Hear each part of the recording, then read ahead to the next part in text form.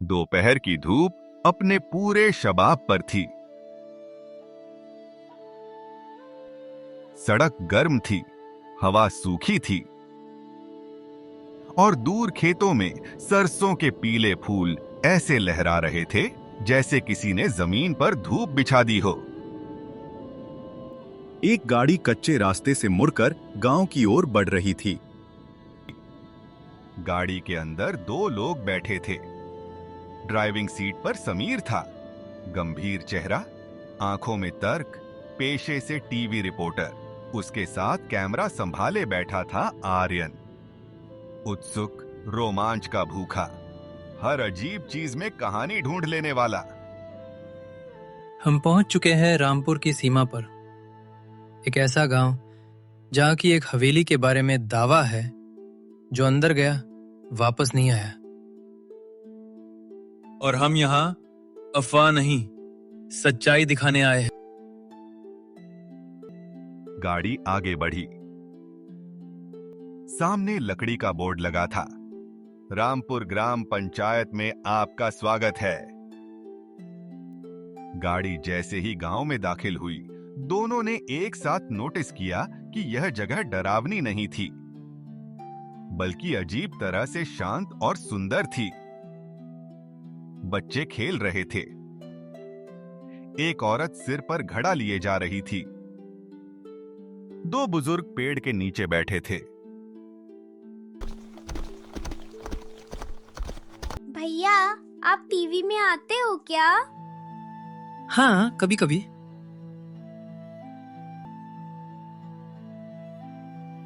नमस्ते, हम पत्रकार हैं। गांव के बारे में एक रिपोर्ट बनाने आए हैं।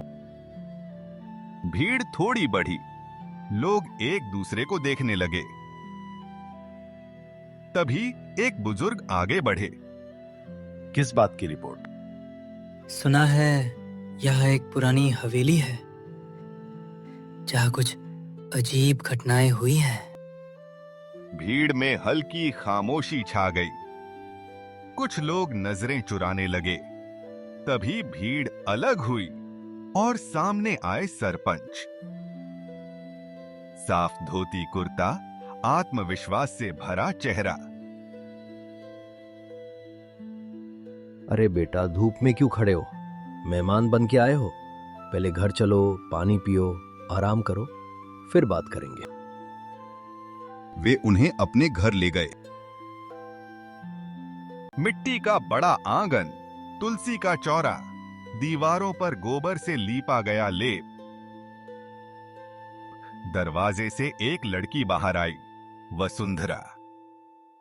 शांत चेहरा, गहरी आंखें, जैसे उसने अपनी उम्र से ज्यादा देखा हो। बेटी, मेहमान हैं, शहर से आए हैं। नमस्ते। आर्यन ने कैमरा नीचे कर दिया। एक पल को ठहर गया। उसकी नजरें वसुंधरा पर टिक गईं। खाने के दौरान हल्की फुल्की बातें होती रहीं। फिर समीर ने दोबारा कोशिश की। सरपंच जी, वो हवेली। अरे बेटा, शहर से आए हो, कुछ दिन गांव की शुद्ध हवा में रहो, काम तो होता रहेगा। बेटी, कल तुम इन्हें पूरा गांव घुमा देना। हमारे रामपुर को देखेंगे, समझेंगे, तभी सही बात समझ पाएंगे। जी पिताजी। समीर चुप हो गया, लेकिन उसके मन में सवाल शांत नहीं हुए। अगली सुबह हवा में हल्की ठंडक थी। आंगन में तिरछी धूप गिर रही थी और दूर कहीं मुर्गे की आवाज गूंज रही थी। रामपुर धीरे धीरे जाग रहा था। उसी समय वसुंधरा आंगन में आई और दरवाजे पर खड़े आर्यन को देखकर हल्की मुस्कान दी। आर्यन जी, चलिए, पिताजी ने कहा था गांव दिखा दूं। आर्यन तुरंत तैयार हो गया। उसी समय समीर भी बाहर आया, लेकिन कुछ सोचकर रुक गया। तुम लोग जाओ, मुझे थोड़ा काम निपटाना है। बाद में मिलता हूं। वसुंधरा और आर्यन गांव की पगडंडी पर चल पड़े। सरसों के खेत हवा में लहरा रहे थे। तालाब के किनारे बतखें तैर रही थीं। कुम्हार अपने चाक पर मिट्टी घुमा रहा था और बरगद के पेड़ के नीचे बुजुर्ग बैठे बातें कर रहे थे। आर्यन कैमरा चलाता रहा, लेकिन उसकी नजर बार बार वसुंधरा पर टिक जाती। चाची, कैसी हो? अच्छी हूँ बिटिया। ये कौन है? चाची, ये आर्यन है, शहर से आए हैं। अरे वाह, बहुत अच्छी जोड़ी है तुम दोनों की। नहीं चाची, ऐसी बात नहीं है। ये पत्रकार हैं, अपने किसी काम से आए हैं। नमस्ते चाची जी। खुश रहो बेटा। शाम ढल रही थी। आसमान हल्का नारंगी हो चुका था। गांव के मंदिर के पास पहुंचते ही घंटी हवा से हल्के हल्के हिल रही थी। आसपास अजीब सी शांति थी, जैसे यह जगह गांव के बाकी हिस्से से अलग हो। दोनों मंदिर की सीढ़ियों पर बैठ गए और सामने डूबते सूरज को देखने लगे। क्या यहाँ रोज इतनी शांति रहती है? शाम के वक्त हाँ, सुबह सब भागते हैं, शाम को गांव सांस लेता है। आर्यन मुस्कुराया। तभी उसकी नजर मंदिर के बगल में बने एक पुराने बंद से घर पर पड़ी। वहां न रोशनी थी न आवाज, बस सन्नाटा। वो घर किसका है? वहां कोई रहता नहीं? वहां बाबा रहते हैं, बहुत कम बाहर निकलते हैं। बाबा? लोग कहते हैं उनके दादाजी का हवेली से रिश्ता था। जब वो छोटे थे तब उनके दादाजी गांव के सरपंच थे और हवेली के जमींदार के साथ कुछ बड़ा हुआ था। क्या हुआ था? कोई ठीक से नहीं बताता, बस इतना कि उस दिन के बाद से लोग हवेली का नाम लेना भी पसंद नहीं करते। दोनों कुछ पल चुप रहे। हवा ठंडी थी, घंटी फिर बजी और सूरज ढल गया। तुम कभी शहर गई हो? नहीं। जाना चाहोगी? जरूर। दोनों की नजरें एक पल को मिली, फिर दोनों ने जैसे एक साथ नजरें हटा लीं। हल्की मुस्कान दोनों के चेहरे पर थी। घंटी फिर बजी। सूरज पूरी तरह ढल गया। चले? हाँ। दोनों सीढ़ियां उतरते हैं, लेकिन जाते जाते आर्यन एक बार फिर उस सन्नाटे वाले घर की ओर देखता है, जैसे कहानी का दरवाजा वहीं छिपा हो। दोनों घर लौटे तो गांव में रात उतरने लगी थी। घरों से धुआं उठ रहा था। बर्तन रखे जाने की आवाजें आ रही थीं और आंगन में दिया जल चुका था। सरपंच दरवाजे के पास बैठे थे। आ गए तुम लोग? घुमाए पूरा गांव? जी, बहुत अच्छा लगा। तीनों अंदर आए, लेकिन कुछ पल बाद सरपंच ने इधर उधर देखा। समीर नहीं दिख रहा, वो कहाँ है? वो तो घर पर ही था, हमने सोचा अंदर होगा। तुम दोनों के जाने के थोड़ी देर बाद वो कैमरा लेके बाहर गया था, मैंने समझा तुम्हारे पास गया होगा। आर्यन का चेहरा बदल गया। उसने तुरंत मोबाइल निकाला। फोन क्यों नहीं लग रहा? उठा यार। स्क्रीन पर नेटवर्क नहीं था। उसने फिर कोशिश की, फिर की, लेकिन हर बार वही नतीजा। वसुंधरा की सांसें तेज हो गईं। ऐसे बिना बताए वो कहाँ जा सकते हैं? कुछ पल की खामोशी के बाद आर्यन ने गहरी सांस ली। उसके मन में अचानक एक ख्याल आया। वो हवेली गया है। क्या? हाँ, अगर मेरा शक सही है तो वो वहीं गया है। लेकिन उसे ऐसा नहीं करना चाहिए था। अगर वो वहां गया है तो वो एक बड़ी मुसीबत में है। आंगन की हवा अचानक भारी लगने लगी। सरपंच ने तुरंत 2 गांव वालों को आवाज दी। लालटेन निकाली गई। एक मोटी लाठी सरपंच ने हाथ में ली और सब बिना समय गंवाए हवेली की दिशा में चल पड़े। रास्ता सुनसान था। झींगुरों की आवाज साफ सुनाई दे रही थी।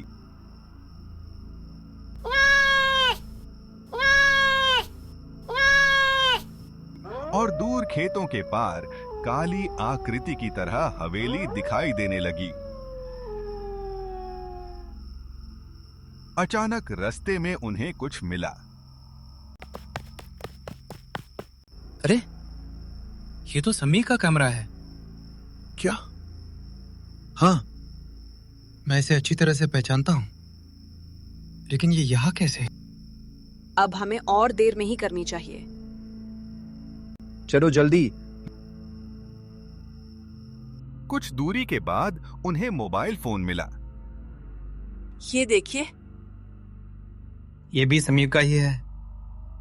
लेकिन बेटा, हम ये नहीं कह सकते कि वो हवेली ही गया होगा। नहीं, मैं उसे अच्छी तरह से जानता हूं सरपंच जी। वो वहीं गया है। ठीक है बेटा, तो फिर चलो जल्दी। वो लोग फिर हवेली की ओर चल पड़े। सरपंच जी, रात में वहां जाना ठीक नहीं। वो लड़का हमारा मेहमान है, उसे ढूंढना हमारा फर्ज है। कुछ दूरी के बाद हवेली साफ साफ नजर आने लगी।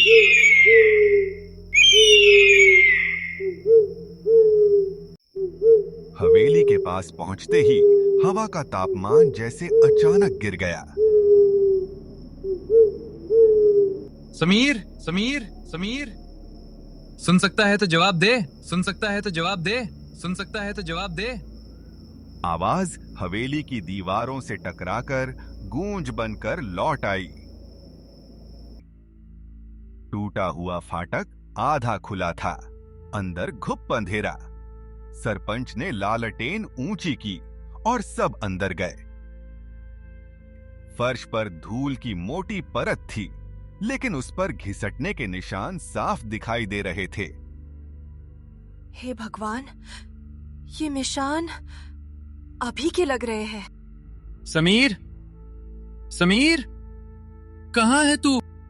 समीर जी, क्या आप हमें सुन सकते हैं? समीर बेटा, समीर बेटा।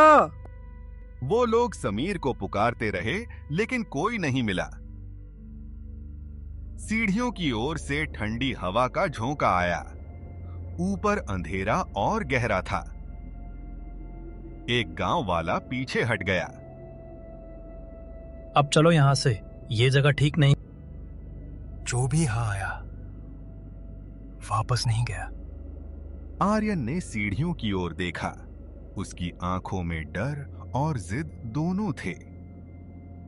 वो जिंदा है। मैं उसे छोड़कर नहीं जाऊंगा। सरपंच ने उसके कंधे पर हाथ रखा। अभी नहीं बेटा, अंधेरे में उसे ढूंढना मौत को बुलाना है। हम सुबह दोबारा लौटेंगे। आर्यन कुछ पल जमे खड़ा रहा, फिर भारी कदमों से वापस मुड़ा। हवेली से बाहर निकलते समय पीछे से जैसे किसी दरवाजे के धीरे से बंद होने की आवाज आई। सब रुक गए, लेकिन किसी ने मुड़कर नहीं देखा। गांव लौटते वक्त किसी ने बात नहीं की। रात गहरी हो चुकी थी। सरपंच के घर में सब सोने की कोशिश कर रहे थे, लेकिन नींद किसी की आंखों में नहीं थी। आर्यन अपने कमरे में चारपाई पर बैठा था। सामने मेज पर समीर का कैमरा रखा था। वह उसे घूर रहा था जैसे उसमें कोई जवाब छिपा हो। दरवाजे पर हल्की दस्तक हुई। अंदर आ जाओ। हाँ। वसुंधरा अंदर आई। कमरे में हल्की पीली रोशनी थी। सब लोग लेट गए हैं, पर किसी को नींद नहीं आ रही। मुझे भी नहीं आएगी। वसुंधरा, वो यहीं कहीं है। आपको सच में लगता है वो हवेली गया था? हाँ, वो इसी मकसद से आया था। वो पीछे हटने वालों में से नहीं है। कुछ पल खामोशी रही। गांव वाले सालों से उस जगह से डरते हैं। कोई पूछता नहीं कि असल में हुआ क्या था। डर वहीं पैदा होता है जहां सच दबा दिया जाए। तो हम सच ढूंढेंगे कल सुबह। हाँ, मैं समीर को ढूंढने के लिए कुछ भी करने को तैयार हूं। बस मेरा दोस्त मुझे मिल जाए। वसुंधरा ने उसे धैर्य बंधाया। चिंता मत कीजिए, इस सब में मैं भी आपके साथ हूँ। वसुंधरा दरवाजे की ओर बढ़ी, फिर रुकी। ये अब सिर्फ आपके दोस्त की बात नहीं रही, ये हमारे गांव का सच है। आर्यन उसे देखता रह गया। खिड़की के बाहर हवा चली। रात लंबी थी, लेकिन सुबह अब तय हो चुकी थी। सुबह की पहली रोशनी आंगन की दीवार पर धीरे धीरे चढ़ रही थी। घर के अंदर असामान्य शांति थी। आर्यन की आंखों में नींद नहीं थी, सिर्फ एक लक्ष्य था। चले? हाँ, जितनी जल्दी शुरू करें उतना अच्छा। दोनों बिना शोर किए आंगन से बाहर निकले। गांव अभी पूरी तरह जागा नहीं था। धुएं की हल्की गंध हवा में थी। कुछ औरतें कुएं पर पानी भर रही थीं। हम कहां से शुरुआत करें? वसुंधरा, तुम्हें याद है तुमने मंदिर के पास रह रहे किसी बाबा का जिक्र किया था और बताया था कि सालों पहले उनका हवेली से कोई नाता था। हाँ, आप बिल्कुल ठीक कह रहे हैं। अगर कोई हमें हवेली के बारे में कुछ बता सकता है तो वो सिर्फ बाबा ही हैं। तो फिर चलो।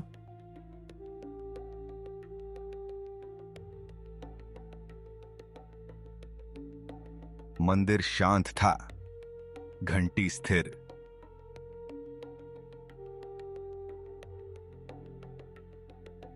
पास का पुराना लकड़ी का दरवाजा आधा खुला था। दोनों ने अंदर झांका। आओ, तुम दोनों को आना ही था।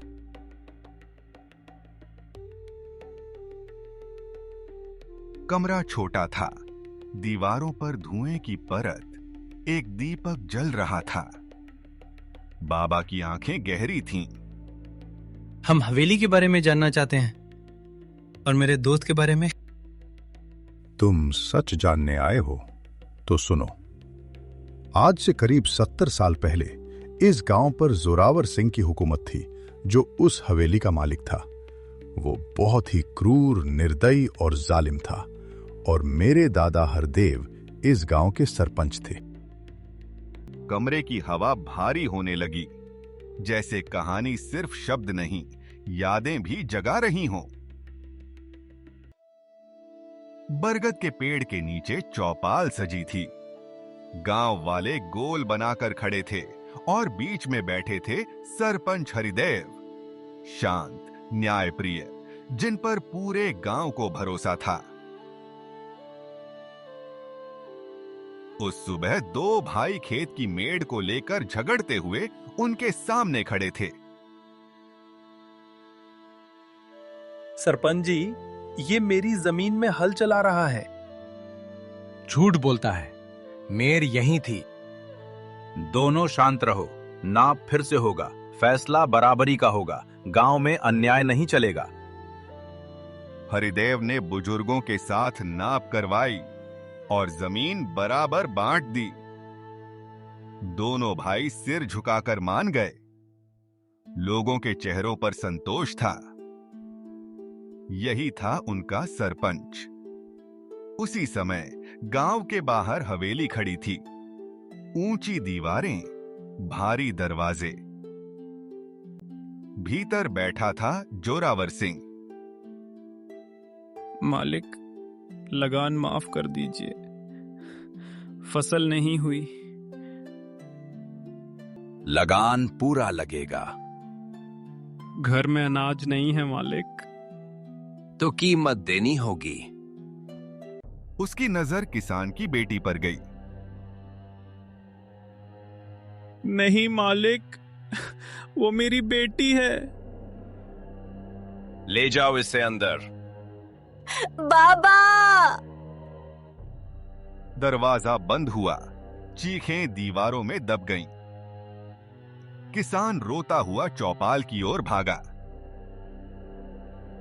शाम तक वही किसान चौपाल में गिर पड़ा। सरपंच जी, मेरी बेटी को बचा लीजिए। हरिदेव की आंखों में पहली बार आग उतरी। वो तुरंत हवेली की ओर चल पड़े।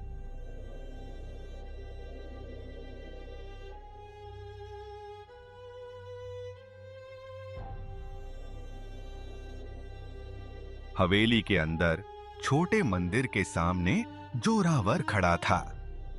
देवी की मूर्ति के पास दिया जल रहा था। गांव वाले इंसान हैं, तुम्हारी जायदाद नहीं। जो मेरे इलाके में रहता है वो मेरा है। एक लड़की को कैद किया है तुमने, और तुम मुझे रोकोगे? धक्का लगा। हरिदेव गिरे, फिर उठे।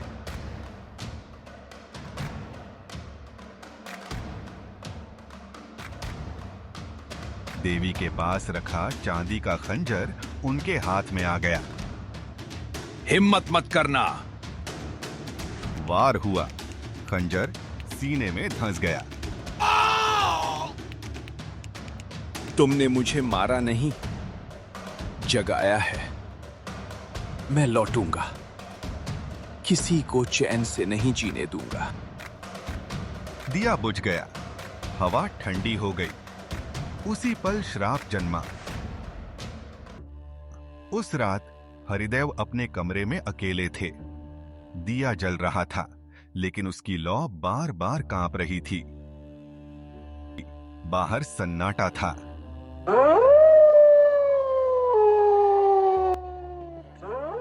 फिर भी कमरे में ठंड बढ़ती जा रही थी। अचानक दीवार पर परछाई हिली। पहले धुंधली, फिर आकार बना, फिर चेहरा साफ हुआ। जोरावर सिंह। भगवान, रक्षा करो। सोचा था सब खत्म हो गया। आवाज कमरे में नहीं, सीधे उनके कानों के अंदर गूंजी। तुझे इतनी आसान मौत नहीं दूंगा। तुझे हर पल तड़पाऊंगा। इतना कि तू खुद मौत की भीख मांगेगा। हरिदेव चीखे।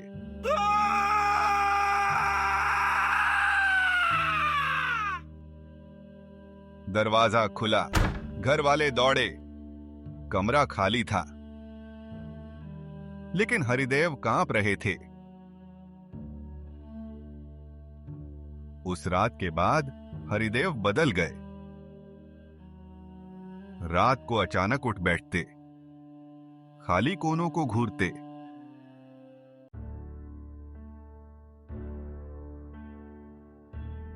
कभी नींद में बोलते, पास मत आना।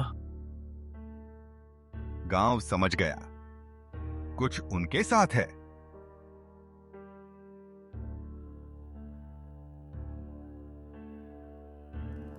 अगले दिन तांत्रिक बुलाया गया। ये बदले की आत्मा है, उसे वहीं खत्म करना होगा जहां उसका खून गिरा, उसी खंजर से पूर्णिमा की चांदनी में। और याद रहे, अगर एक भी चूक हुई तो नतीजा पूरे गांव को भुगतना पड़ेगा। लेकिन उपाय करने से पहले ही अगली रात हरिदेव मृत मिले। दरवाजा अंदर से बंद था, कोई घाव नहीं, बस चेहरा जमे हुए डर से भरा। गांव समझ गया, श्राप जिंदा है।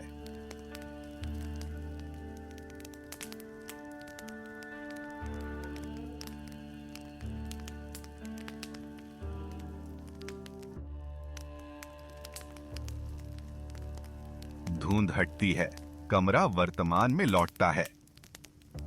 तब से उस हवेली के आसपास कोई भटकता भी नहीं है, लेकिन ऐसा लगता है कि किस्मत इस बार कुछ बड़ा करने वाली है, क्योंकि आज पूनम की रात है। बाबा की बात खत्म होते ही कमरे में सन्नाटा छा गया। अब सब साफ था, हवेली, खंजर, पूर्णिमा और समीर। तो वही करना होगा जो तब अधूरा रह गया था। तो अब वो खंजर कहाँ है बाबा? वो वहीं उसी हवेली में है, उसी मंदिर में। लेकिन याद रखना, आज उसकी ताकत भी अपनी चरम सीमा पर होगी। उसे हराना इतना आसान नहीं होगा। जो भी हो बाबा, मेरा दोस्त वहां है, मैं उसे किसी भी कीमत पर वापस लाऊंगा। वसुंधरा ने आर्यन की तरफ देखा। डर था, लेकिन पीछे हटने का विचार नहीं। हम दोनों जाएंगे। याद रखना, जो दिखे, जो सुनाई दे, सब सच नहीं होगा। डर ही उसका हथियार है। आर्यन की मुट्ठियां कस गईं। अब ये सिर्फ रहस्य नहीं था, ये समीर को वापस लाने की लड़ाई थी। शाम ढलने लगी। आसमान में गोल चांद ऊपर उठ रहा था। सूखी घास हवा में हिल रही थी। रास्ता सुनसान था।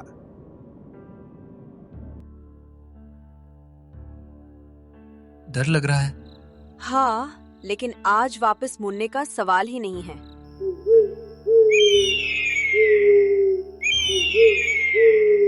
हवेली का टूटा फाटक सामने था। दोनों रुकते हैं। हवा तेज चलती है। फाटक अपने आप हिलता है। दरवाजा खुल जाता है।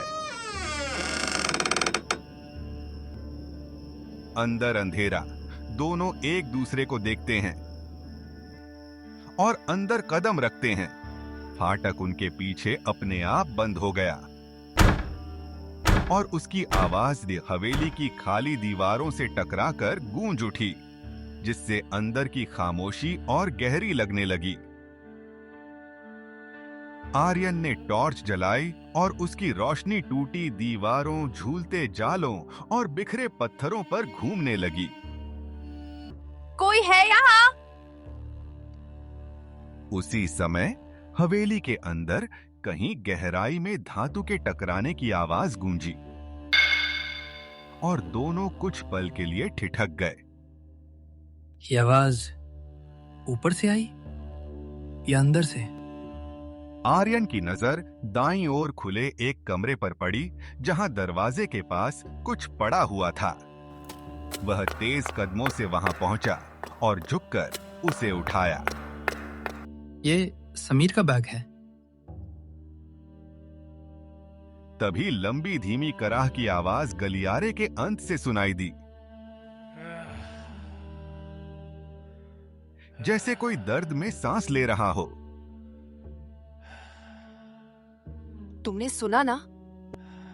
हाँ, चलो।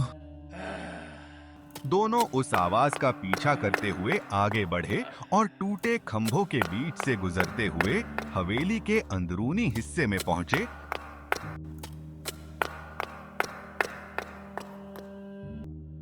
जहां एक छोटा सा मंदिर बना था।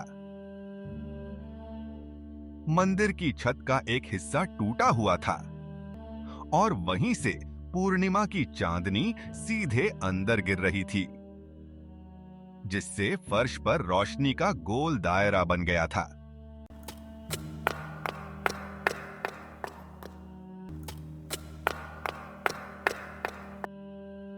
उसी रोशनी के किनारे कोई पड़ा हुआ था और जैसे ही आर्यन पास पहुंचा, उसने उसे पहचान लिया। समीर? समीर जिंदा था, लेकिन बहुत कमजोर, होंठ सूखे और चेहरा पीला पड़ा हुआ था, और उसके हाथ में कसकर पकड़ा हुआ था वही चांदी का खंजर। मैं यहां से बाहर नहीं जा पाया। वो अंदर नहीं आ सकता। मंदिर में कौन? क्या है यहाँ? वो साया बाहर। तभी मंदिर के बाहर अंधेरे में कुछ हलचल हुई और दीवार पर लंबी टेढ़ी परछाई फैल गई, जिससे हवा अचानक और ठंडी हो गई।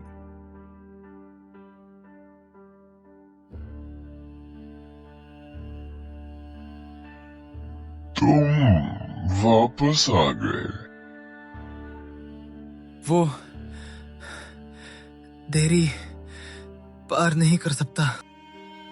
चांदनी मंदिर की टूटी छत से अंदर गिर रही थी और उसी रोशनी की सीमा पर वह साया ठहरा हुआ था, जैसे कोई अदृश्य दीवार उसे रोक रही हो। तुम में से कोई भी जिंदा वापस नहीं जाएगा। उसकी आवाज दीवारों से टकराकर लौटती रही, जिससे पूरा स्थान गूंज उठा। यही मौका है, खंजर दो। समीर ने कांपते हाथों से चांदी का खंजर आर्यन को दिया और आर्यन चांदनी के घेरे में खड़ा हो गया। ध्यान से, रोशनी से बाहर मत जाना। साया गुस्से में तड़पने लगा और अचानक अंधेरे से पत्थर उछलकर मंदिर की दीवार से टकराया। बाहर आओ। फर्श हल्का कांपा, छत से धूल गिरी, लेकिन साया देहरी पार नहीं कर पाया। ये हमें डराकर रोशनी से हटाना चाहता है।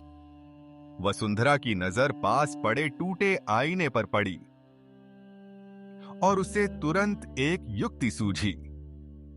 उसने आर्यन के कान में कुछ कहा। ठीक है, कुछ भी कर लो, लेकिन तुम लोग मेरा कुछ नहीं बिगाड़ सकते। अचानक मंदिर के कोने में एक आकृति उभरी और वह समीर जैसा दिखने लगा।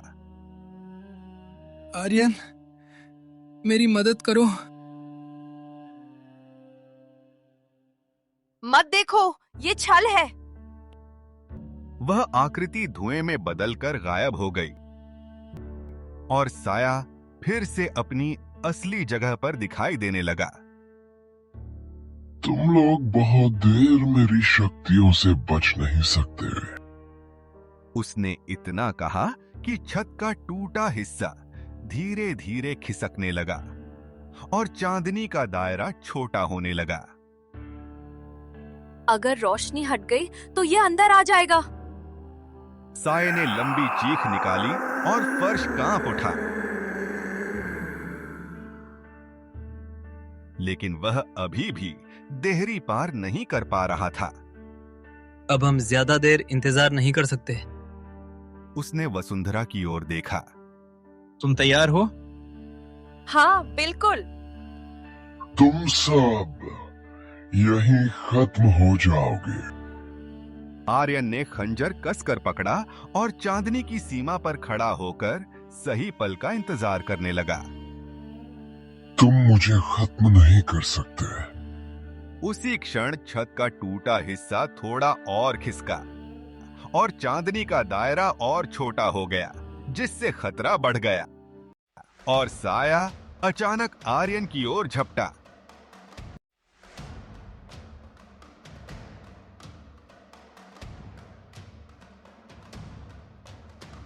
आर्यन ने पूरी ताकत से साए पर खंजर से वार किए। तुम मेरा कुछ नहीं बिगाड़ सकते, लेकिन मरने से पहले मैं तुम लोगों को एक मौका जरूर दूंगा। मार सकते हो तो मार दो मुझे। आर्यन अपनी पूरी ताकत से उस पर खंजर से वार करता रहा, लेकिन उस पर कोई असर नहीं हो रहा था। पर जैसे ही आर्यन को लगा कि उसका ध्यान उस पर से हट गया है, उसने तुरंत वसुंधरा को इशारा किया। वसुंधरा! हाँ, खत्म हुआ तेरा खेल। वसुंधरा ने अपने पास पड़े आईने का टुकड़ा उठाया और चांद की किरण सीधी साए के चेहरे पर डाल दी, जिससे वह तड़प उठा।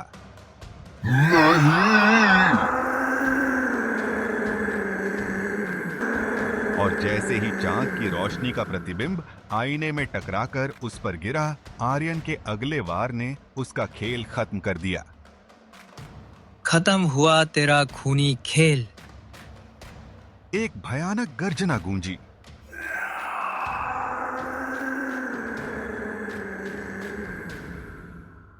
नीली आग जैसी रोशनी फूटी और हवा का तेज झोंका पूरे मंदिर में घूम गया, जिससे दीवारें कांप उठीं। साया तड़पता हुआ धुएं में बदलने लगा और धीरे धीरे ऊपर उठकर गायब हो गया, जैसे कभी था ही नहीं। साया गायब होते ही मंदिर के अंदर की हवा हल्की हो गई और ठंडक धीरे धीरे कम होने लगी। चांदनी अब शांत थी और टूटी छत से आती रोशनी स्थिर हो चुकी थी। कुछ पल तक तीनों वहीं खड़े रहे, जैसे यकीन ही नहीं हो रहा हो कि सब खत्म हो गया। वो सच में चला गया? हाँ, अब सब खत्म। समीर को सहारा देकर दोनों मंदिर से बाहर लाए। हवेली अब वैसी नहीं लग रही थी। वही दीवारें थीं, वही अंधेरा, लेकिन वह भारीपन गायब था।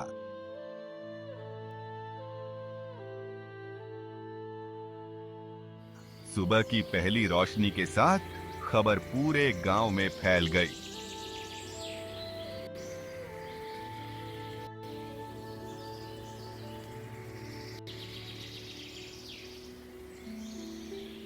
लोग डरते डरते हवेली के पास पहुंचे, लेकिन वहां अब सिर्फ टूटी दीवारें थीं, कोई अजीब सन्नाटा नहीं। सालों बाद लोगों ने राहत की सांस ली। सच में वो खत्म हो गया? सरपंच के घर के सामने गांव वाले इकट्ठा हुए। सभी ने मिलकर आर्यन, समीर और वसुंधरा का धन्यवाद किया और उनके साहस की सराहना की।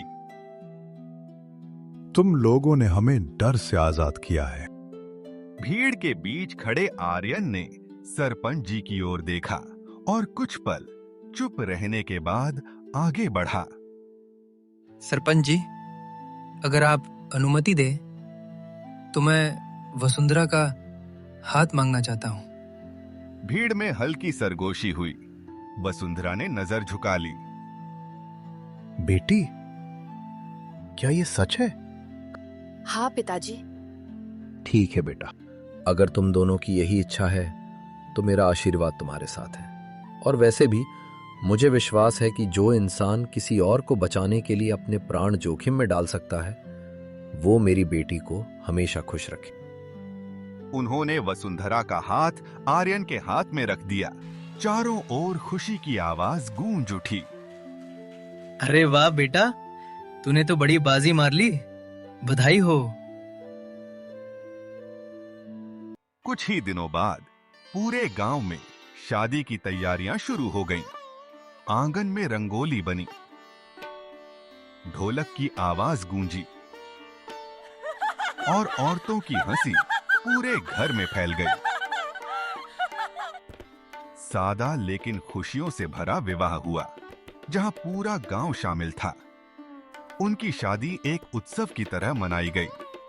यह सिर्फ दो लोगों का मिलन नहीं था, बल्कि उस अंधेरे दौर के खत्म होने का जश्न था जिससे पूरा गांव सालों से गुजर रहा था। वसुंधरा दुल्हन बनी, चेहरे पर शांति और मुस्कान थी। देखा वसुंधरा, मैं ना कहती थी कि तुम दोनों की जोड़ी कमाल की है। सभी हंस पड़े। आर्यन की आंखों में गर्व और अपनापन साफ दिख रहा था। समीर पास खड़ा मुस्कुरा रहा था। अरे भाई, कैमरा मैं लेके आया था, लेकिन कहानी तुम दोनों की बन गई।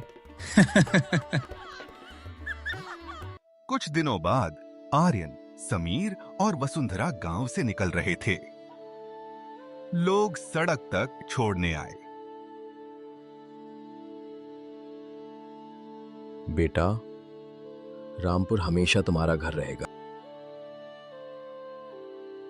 गाड़ी आगे बढ़ी। दूर हवेली अब सिर्फ एक पुराना खंडहर दिख रही थी। कोई साया नहीं, कोई श्राप नहीं। डर की कहानी वहीं खत्म हुई और एक नई जिंदगी शुरू हुई। ऐसे ही और भी मजेदार वीडियोस के लिए वीडियो को लाइक और चैनल को सब्सक्राइब जरूर करें।